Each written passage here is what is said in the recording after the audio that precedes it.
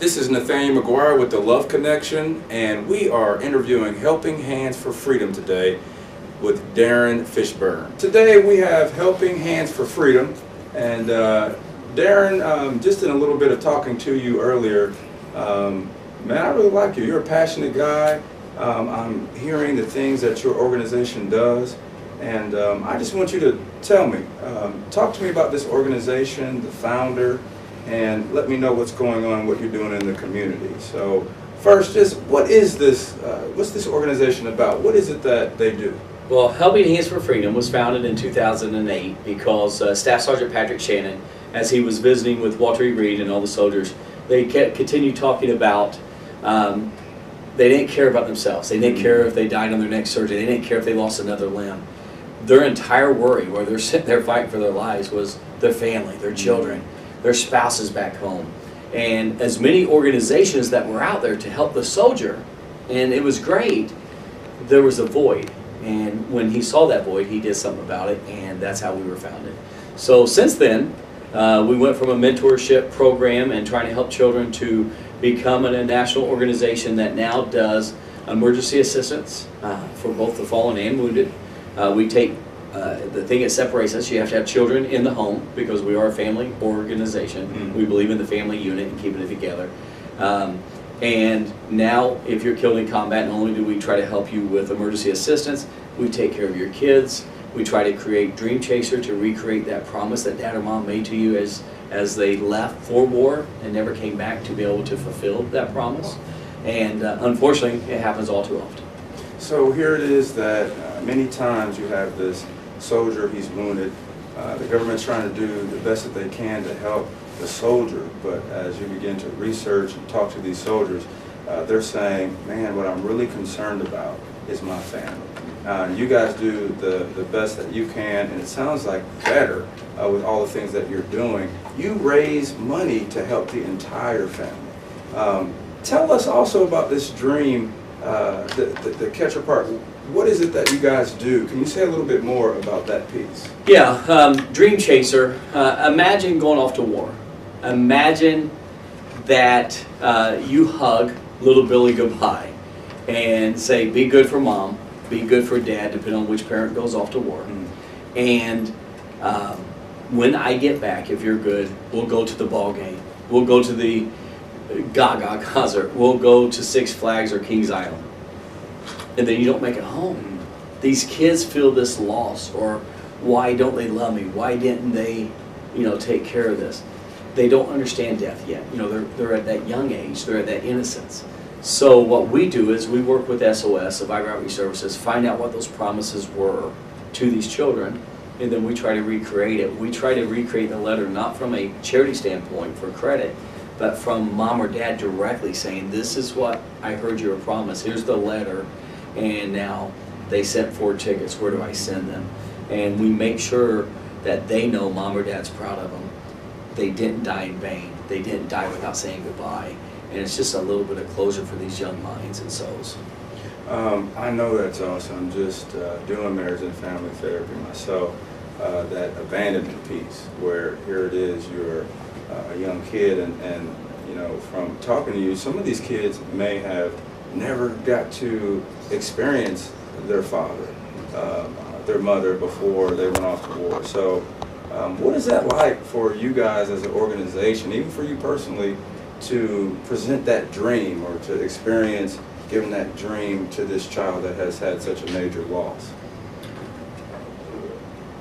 I can't even put into words what it really means, from the simple standpoint that it's so heartfelt and it's so honorable. I feel like you're doing God's work a little bit, mm-hmm. and you're being a good steward of why we're here, mm-hmm. and the purpose of why we were created. And people spend so much time fighting and arguing about our differences instead of our commonalities. Mm-hmm. And it drives me crazy. It drives me crazy that people care about color or gender or all that stuff. At the end of the day, if you believe in God at all, we're all God's children, and we're all God's brothers. We're all brothers and sisters. Mm-hmm. And so people get so confused and misled. And so when these kids now feel empty and abandoned, or something happened, why me? Why wasn't I loved? Why wasn't I kept my promise from my people? Who else do you trust at that young age than your parent? That's right. Why me? Well, we take that out. I put on the bottom of every email that I have one of my favorite quotes. I told you back in July 10th of 2008, my nephew was shot. He was a police officer chasing a murder rape suspect right here in Indianapolis. And he was gunned down. And during that, I learned a lot about myself and a lot about the purpose of life. And during the prayer vigil, I'll never forget it, a guy was talking about challenges in life are inevitable. They're going to happen to all of us. And he's right, we do. But suffering is optional. And I want to make sure, even if it's one person or that much on my behalf, that I take that suffering off of their plate, let them know what an honor that their mother and dad passed away for our country, doing what they would absolutely do all over again, and what they would do for free. And I said, and you try to recreate that stigma or that pain into happiness and pride. And then you could go, that's right, that was my dad, that was my mommy. And then it changes their mindset. We've seen it work. We've seen these kids struggling in school that couldn't function. And then this letter comes or this thing happens. Wow. And you see them get straight A's again. You see them smile again. You see them release all that pain and pressure. Our very first grant we ever created. And I hope I don't cry, but I don't know. Little kid, they said he wasn't big enough, wasn't old enough, wasn't tough enough to go to the funeral. Dad gets buried at Arlington National. Wow. They go to the funeral, and they didn't include him. They didn't think he could handle it. Long story short, let's fast forward a few years. Mom calls us and says, listen, his dream was to say goodbye to Dad and do something. I don't know why. He won't open up to me. This is what I know. I called him, talked to him with her permission, found out what was eating him. We sent him out to D.C. They went to Arlington National Cemetery. And as crazy as it sounds, this kid promised his dad while he was gone that he would be the man of the house and that he would take care of his mom and his sister. And then they wouldn't let him because Dad didn't come back. No one knew that story. That was their promise. That was their connection. And he felt like he felt his father. So this little kid that should just be worried about playing was carrying this burden. He hugs the dad's grave and said, now that I know where you're at, you can rest in peace, Daddy. And I will take care of Mommy and my sister like I promised you. I got this. That's all he needed. And this kid released all that, all his demons, all his pain. And he became the man that he promised Dad he would be. That was our very first grant. And since then, we've flourished into this, what I call an amazing family charity that takes care of the ones that pay the ultimate sacrifice, that die for our country, that give us this freedom. You know, people talk all the time about helping.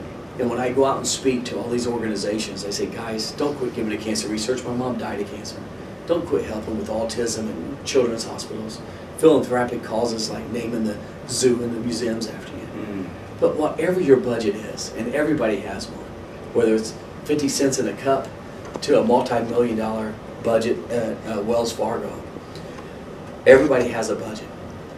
And whatever it is, 10% should go to a military charity of your choice, because unfortunately freedom is not free. We deal with the families that freedom is cost with life and limb and sorrow. So please, you know, I beg you, please give 10% of your annual budget to a family military charity of your choice, because freedom isn't free. And that's how I close every speech, because I feel it, I believe in it. And whether you believe in war or not isn't even important. Whether you believe it was justified or not, it's not important. What's important is these men or women, without second thought, get called up. Some of them are National Guard. They have $100,000 jobs. You know, they work their way up the ladder. And then they get called up for $48,000 to $52,000 a year to go fight for us. They have to leave everything they know behind for our safety, for our freedoms.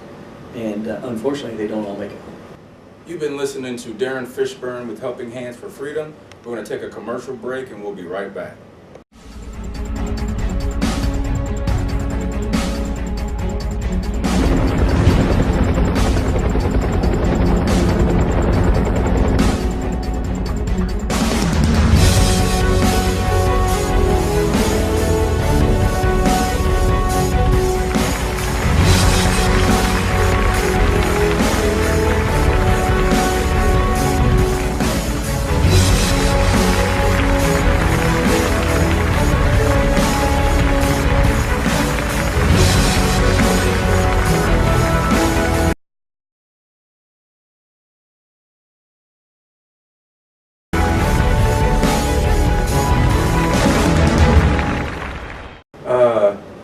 Darren Fishburne. Like, this is amazing.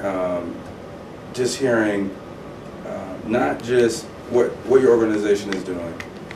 To me, just listening to you, and I said earlier I got an opportunity to talk to you, I feel so comfortable and happy that people like you are on the scene.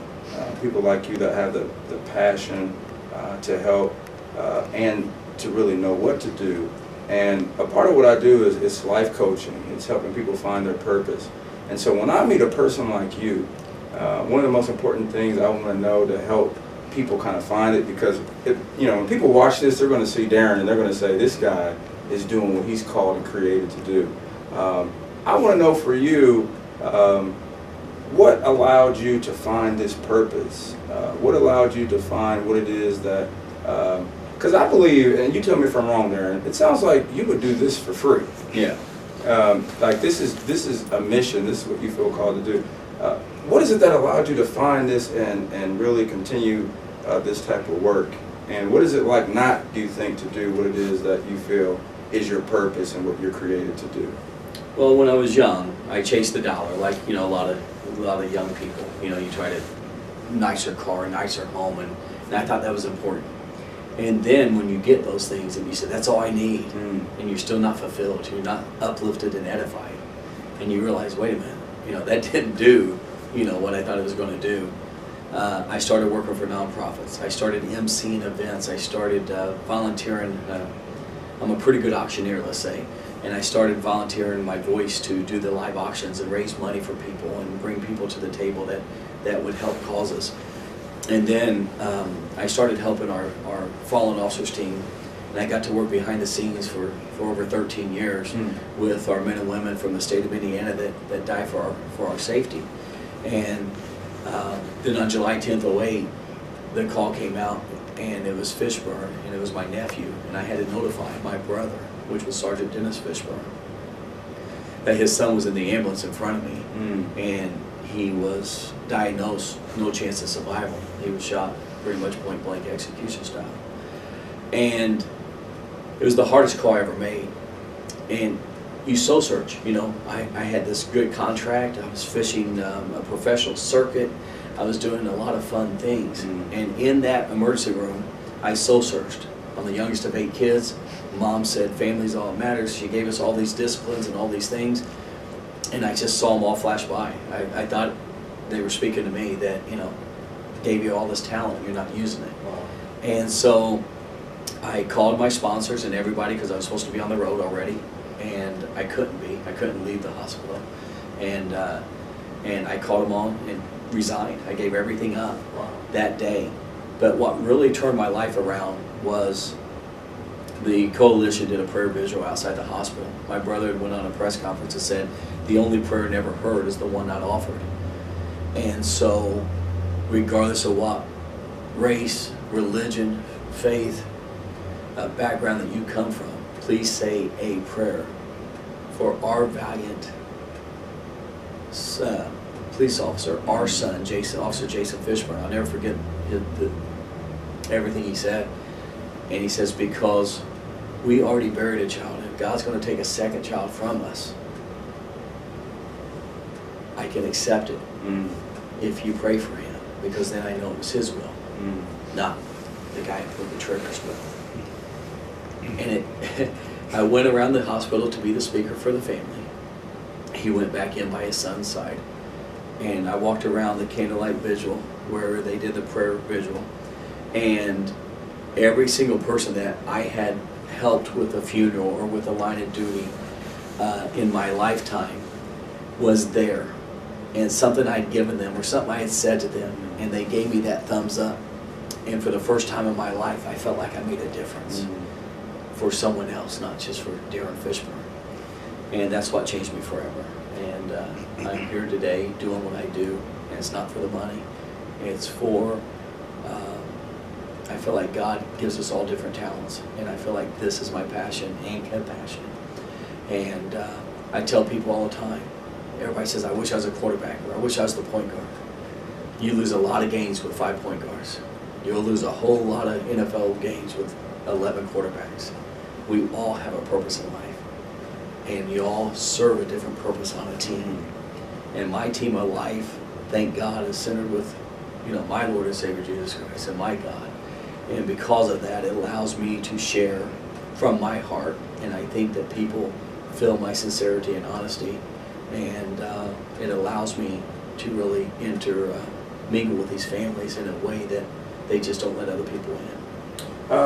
Man, I think I'm sitting with one of the greatest preachers ever, man. I don't get paid enough to be.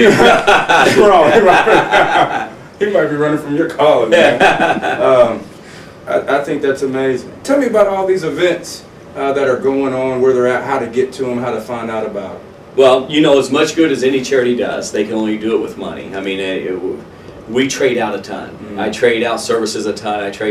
I'll give you 4 of these for 10 of these, all day long. But at the end of the day, it does take money to make a lot of these dreams and emergency expenses get paid, what we do and the purpose of our mission. So we do fun things. If I ask you for $100, you may say, yeah, may or may not give it to me. But if I say, give me $100, but I'll give you 4 tickets to Friday night show, I'll feed you, I'll give you a couple drinks, we'll have a great time, and we'll have a comedy show and a concert, it's going to be a little easier on the pocketbook, because you would go out anyway. You may already have date night planned for Friday night, and you may already have $100 budgeted. So what I try to do is take people's money like everybody else, but I try to give you back something besides just the good feeling and the tax deduction, and so I try to give you a fun thing. So Friday night at Indiana Grand Racing and Casino, they've opened up their doors. We rent the entire second floor of the horse track. It's a non-smoking venue. All ages are welcome. And if you're over 21, then you get some, extra special gifts from the casino and our charity. Under 21, you're still going to have a blast, but you have to enter through the horse track venue directly. And if you're over 21, you can enter through the casino or the horse track venue. And they're going to have a time of their life. I get to MC the show Friday night. We have everybody from national comedian Greg Hahn, that's all the local people here know him from Bob and Tom and Conan O'Brien and a lot of that stuff.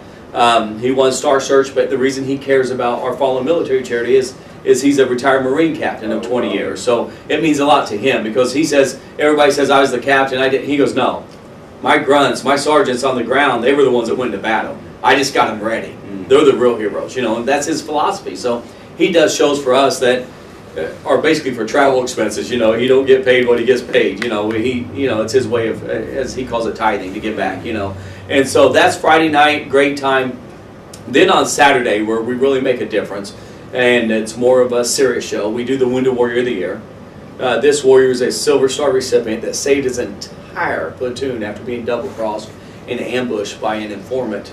And they had to take the informant out, immediately run for cover. That he got his entire platoon down into the foxhole, locked the door. There was no room for him in the inn. And he locks the door without regard and saves all their lives, takes off running, gets blown over 100 feet. Spent over 3.5 years in Walter Reed recovering. Supposed to have been a double amputee. He's got wires and electrical units all throughout his body just to make his muscles move. But the only thing he ever had that he remembered that made him happy was playing golf.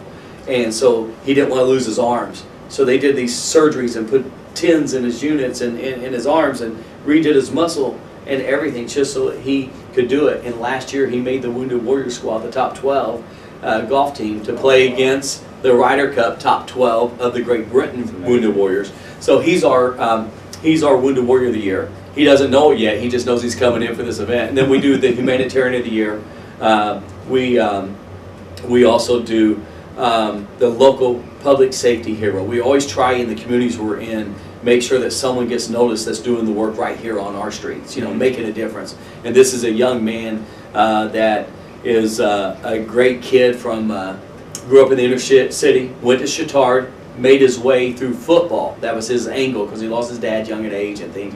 And his angle was football, and he got him a full ride to IU, and he set records and he did things, and now he's a police officer that continues that same passion to helping the community and being one of those guys that give back. He's been assigned to like 7 line of duty funerals, three of our wounded, and he doesn't leave their side. He's their mentor, and it's a volunteer position on the department. He's not an additional pay. So when he's gone for 60 hours with these families, he's not running up overtime with taxpayer dollars. This is something he's volunteering to do, and it's just a really neat man that's going to win that award. And then, you know, the one thing I learned about life by these awards and recognitions is my mother. She died of cancer, and before she did, she was still trying to teach us, you know, the last minute, and we were already adults, you know, she was still trying to teach us about life.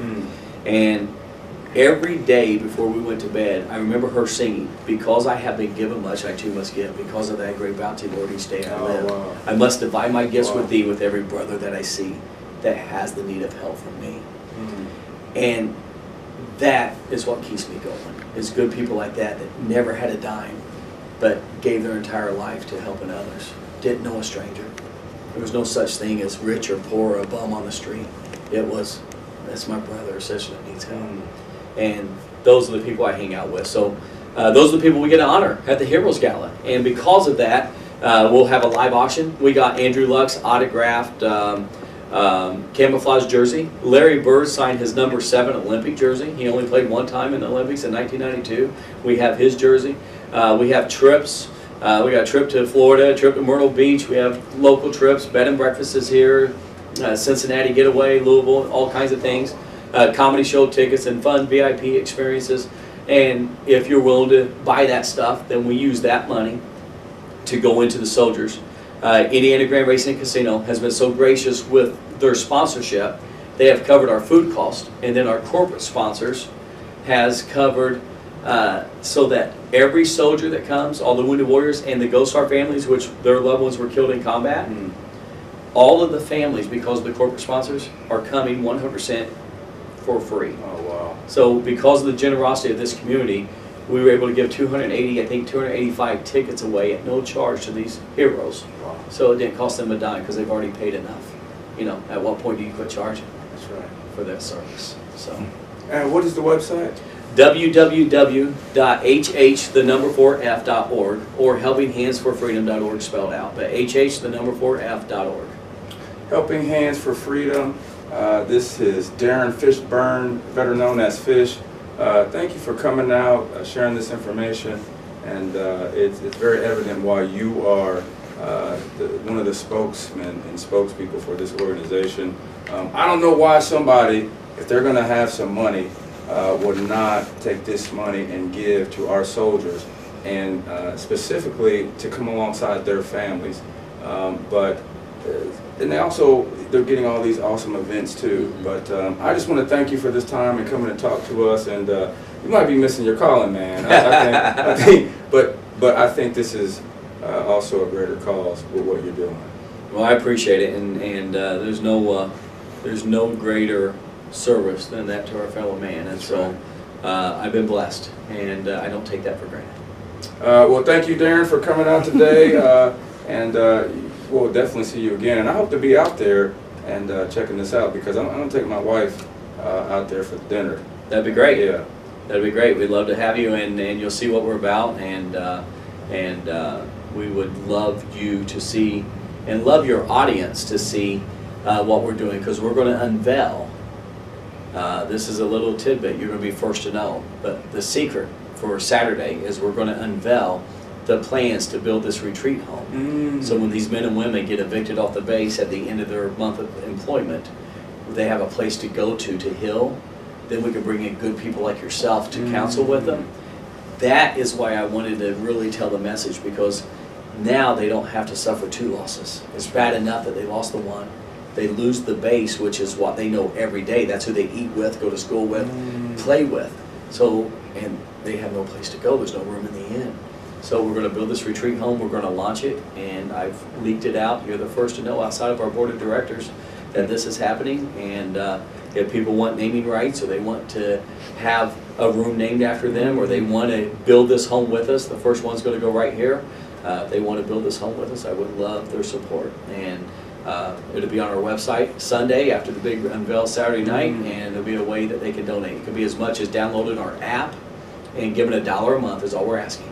If everybody that hears this message gives $1 a month, automatic renewable, where we can bill you monthly, and every month take $1 from your PayPal account or whatever form you choose, then we wouldn't have to say no to another man or woman that dies for our country.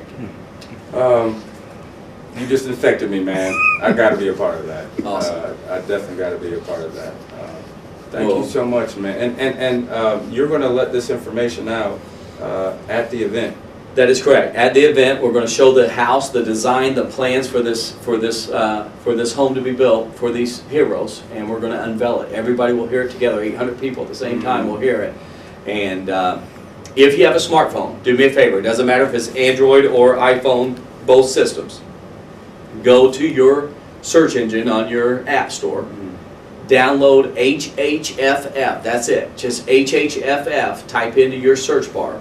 It will pull up our icon, and there will be our media, what we've done, our percentages of overhead, campaigns, and then the donate button. And click on that, fill it out. It's a one-time ask. You fill out your name information, and then it asks you if it's okay to bill you monthly, quarterly, once a year, not at all. You know, it's your choice. And you don't have to click the donate button. You can play with the app and do all the things we're doing.